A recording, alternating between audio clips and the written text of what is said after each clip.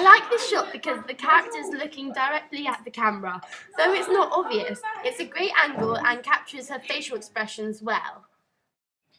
This shot shows the direction the character is looking. The audience gets to see all the detailed expressions from her face. We also can't see what she's looking at, which creates suspense as it's entering the unknown.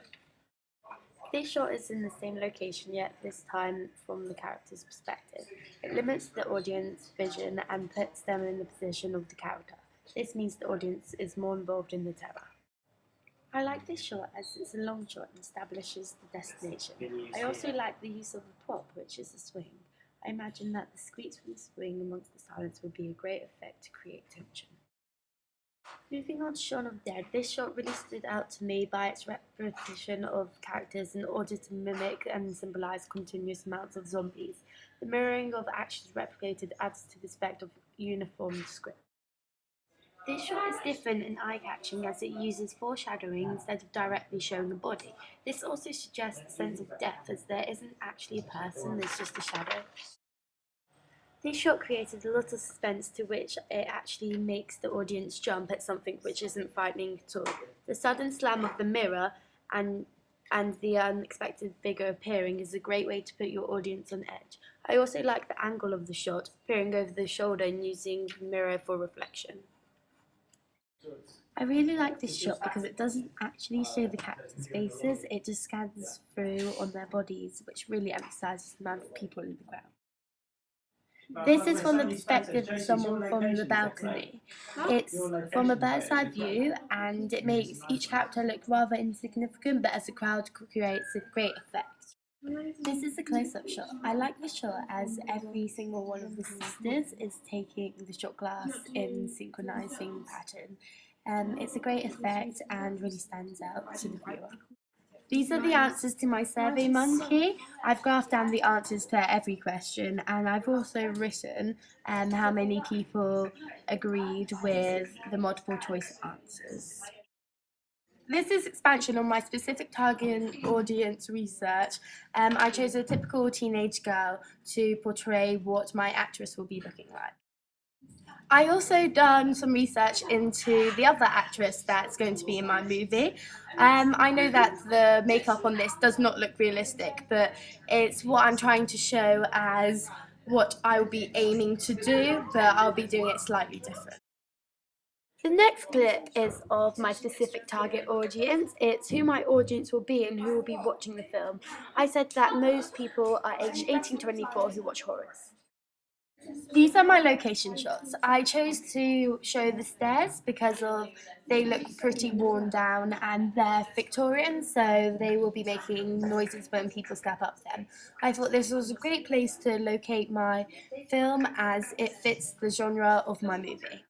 This is the outside of the house, which in the dark does look pretty scary to me, and also it looks quite like a typical house, so I want to make my movie realistic, so this is why I'm filming it here. These are some of the props that I'm going to be using in my film introduction.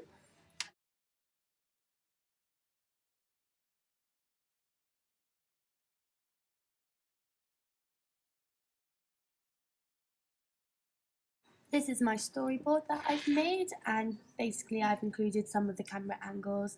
This will be a close-up of the car wheel and it will expand to show the whole car. This will show the character taking off her heels, which means that there will be silence from her walking.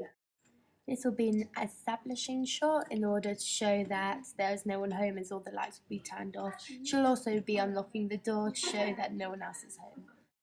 This will be a close-up of the nails, yet we will still see the character walking downstairs.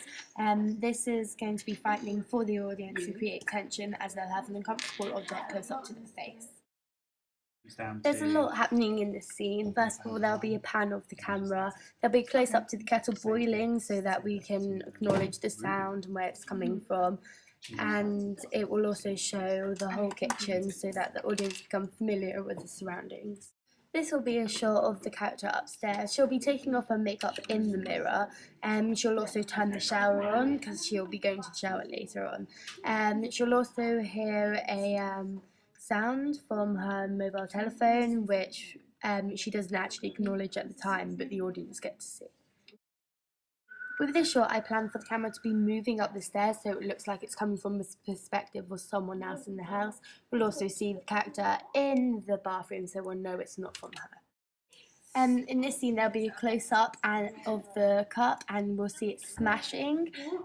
This will be quite traumatic. This is where the character will start to believe that someone is watching her, as when she smashes the cup, we'll see that the phone will go off saying something like, "What a mess."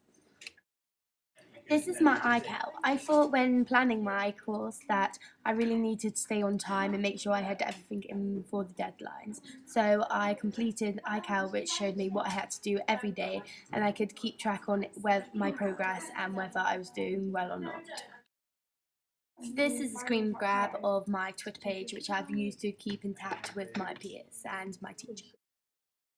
This is a screen grab of my YouTube channel, which I've used to upload my preliminary, my mundane, and auditions for my film.